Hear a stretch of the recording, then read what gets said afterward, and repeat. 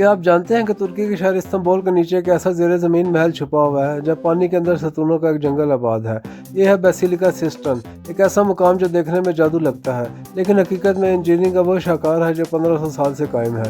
ये शानदार सुरंगनुमा महल बाज़ंतीनी दौर के बादशाह ने 6वीं सदी ईस्वी में तामीर करवाया। इसके अंदर तकरीबन 336 संगमरमर के सतून हैं और हर सतून अपनी जगह एक कहानी सुनाता है।